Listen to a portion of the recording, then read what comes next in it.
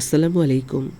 মুসা আলাইহিস সালাম একদিন আল্লাহ পাককে ডেকে বললেন, হে আমার রব, আপনি আপনার সবচাইতে ইবাদত গুজার বান্দাকে আমাকে দেখান। আল্লাহ রাব্বুল আলামিন বললেন, তুমি দেখতে চাও? তাহলে ওই পাহাড়ে চলে যাও, সেখানে তুমি তাকে দেখতে পাবে।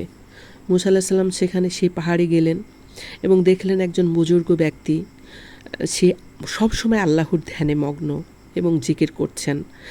শুধুমাত্র তিনি একবার একটা ফল এবং একটু পানি পান করতেন এবং সারা দিন রাত আল্লাহর ধ্যানে মগ্ন থাকতেন এবং জিকির আজগারে লিপ্ত থাকতেন, মানে আল্লাহর ইবাদতে আর কি। মুসা আলাইহিস সালাম সেটা দেখে অত্যন্ত মুগ্ধ হলেন এবং আল্লাহর কাছে শুকরানা আদায় করলেন। আল্লাহ রাব্বুল আলামিন বললেন, তুমি খুশি হয়েছো?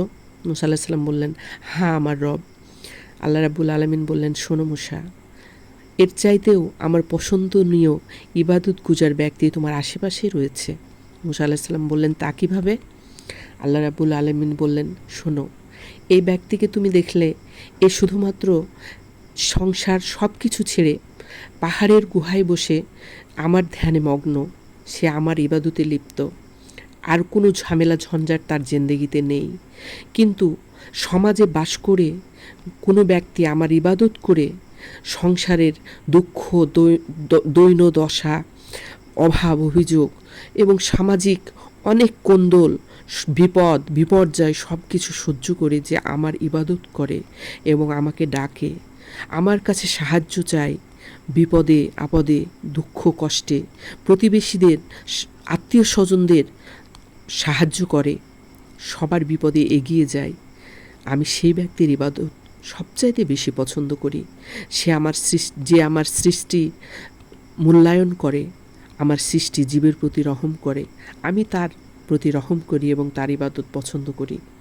মুসা আলাইহিস সালাম কথাটি বুঝতে পারলেন এবং আল্লাহর কাছে শুকরানা আদায় করলেন।